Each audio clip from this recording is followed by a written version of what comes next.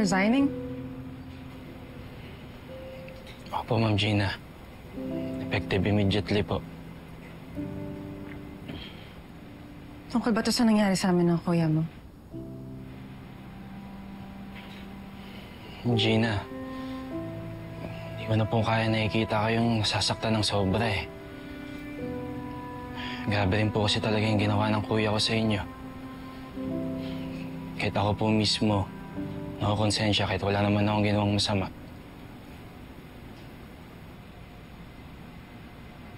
Ayaw ko tayo damay sa nangyari sa amin ng kuya mo. Hindi ako ganun. Sobrang pananakit na po nagawa ng pamilya ko sa pamilya niyo. Lalo na po kay Sir Robert. Kailangan mo ang trabaho na to. Kailangan niyo ni Nanay Nora. Hindi mo kailangan umalis.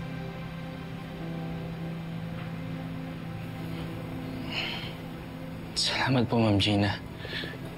Napakabuti niyo po. Ayaw ko ipagdamot sa'yo ang oportunidad na to. At ang trabaho na to. Pero kailangan mo patunayan sa akin na naiiba ka sa kuya mo at sa tatay mo. Kailangan gawin mo ang tama at ang nararapat. Salamat po, Ma'am Gina. Sige na. Sa trabaho.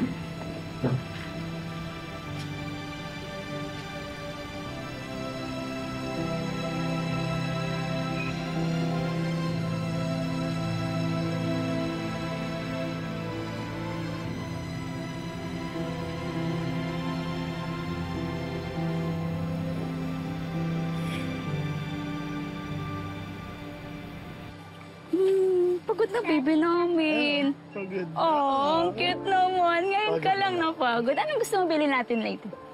Wow, what flavor?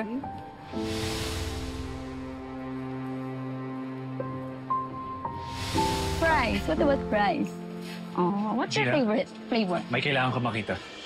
Oh. French fries. Tara, let's go.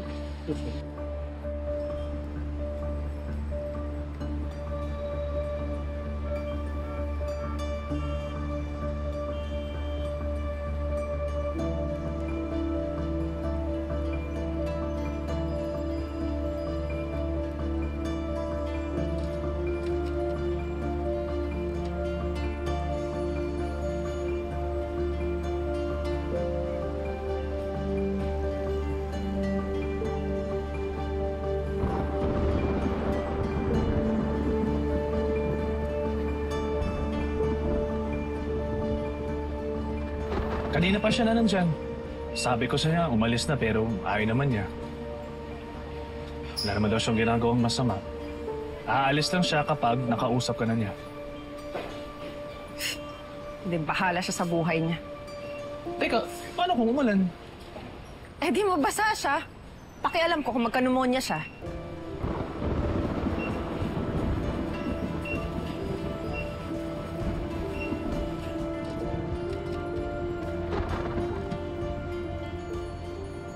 Balik na lang po kayo sa susunod na araw. Sundin mo yung Thank you sinabi po. ng attorney.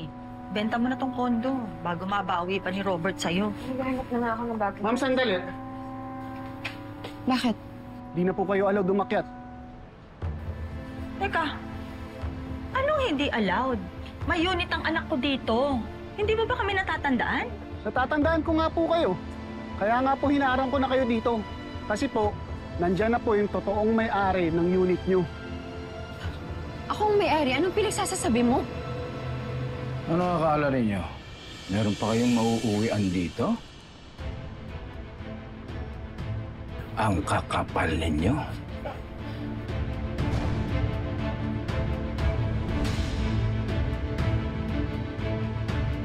Robert, please pag-usapan natin to. Oo nga, Robert. Itong kondo na lang ang meron kami. Yun na nga eh. Alam niyo, hindi niyo inisip. Walang-wala kayo kundi dahil sa akin. Pagkatapos ikaw, lolokohin mo pa ako. Robert, nagsisisi naman ako. Ano pa bang gusto mo? Alam mo gusto ko? Ang gusto ko, magdusa ka ng matindi. Malunod ka sa mga kasalanan ginawa mo sa akin at lamunin ka ng impyerno kung saan ka galing. At lahat gagawin ko para makulong ka at makasuhan kasi naman sa kayo dito. Sandali!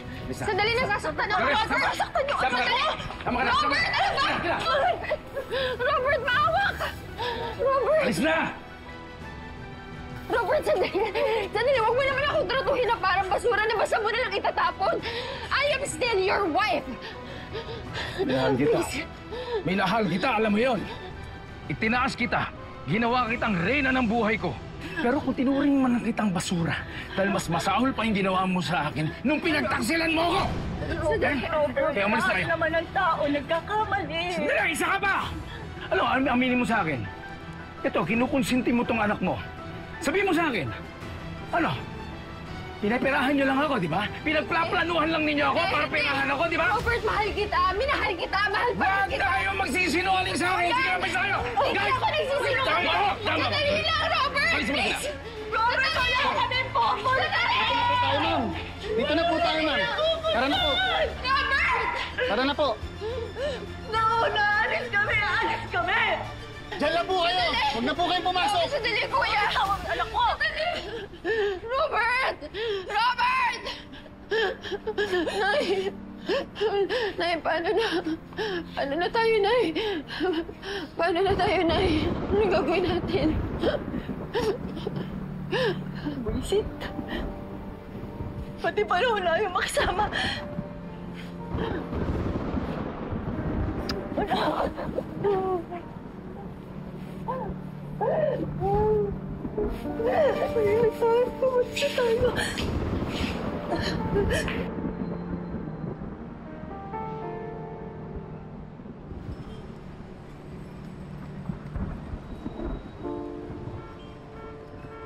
Mapapatawad mo rin ako, Gina. Alam ko.